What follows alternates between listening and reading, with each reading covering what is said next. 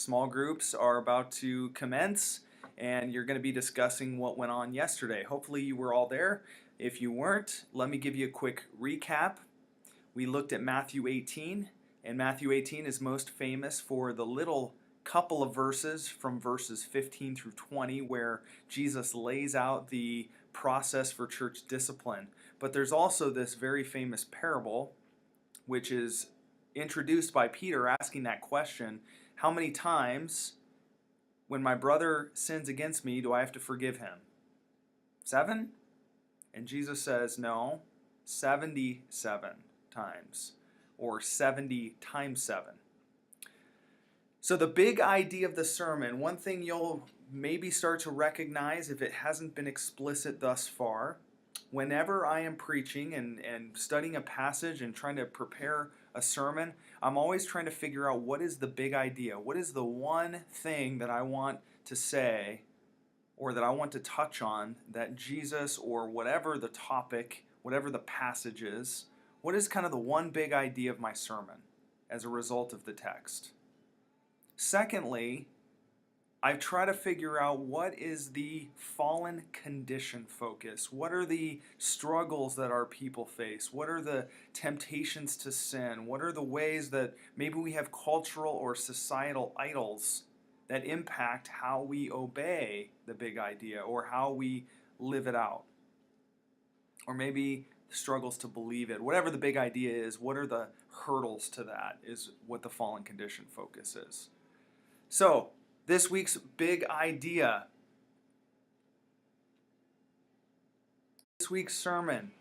Jesus wants us to forgive our fellow Christians as many times as is necessary. If we're keeping account of sins or the number of times we've forgiven someone, then we aren't forgiving. And sort of as a sub-point to that, forgiveness can often feel impossible until we recognize that God has forgiven our 10,000 talent debt.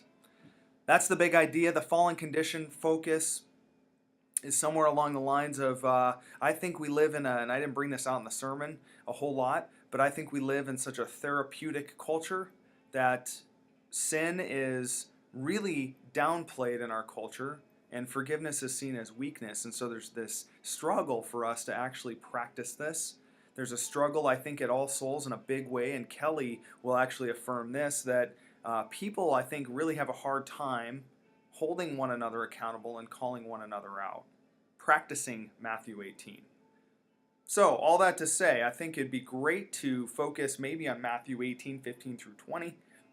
Try to flesh out if people have had experiences in past churches with church discipline and what that experience was like. You can ask if maybe people have someone in their life that they know they need to confront, what that looks like and how you can pray for them.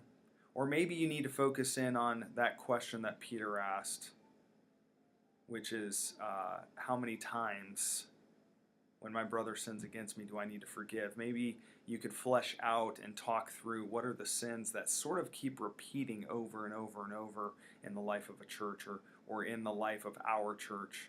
And I would love to hear feedback on what some of those things are that you discuss. As usual, if you have any questions, let me know. I'm going to include here a quote by N.T. Wright here at the end. I mentioned this in the sermon, but N.T. Wright says that every time you accuse someone else, you accuse yourself. Every time you forgive someone else, though, you pass on a drop of water out of the bucketful that God has already given you. Have a great week of discussion. Praying for you. I'm thankful for you. And once again, let me just remind you to keep inviting people. That personal invite. Our goal over the next several months is to personally invite every single person in our church to a small group. Have a great week.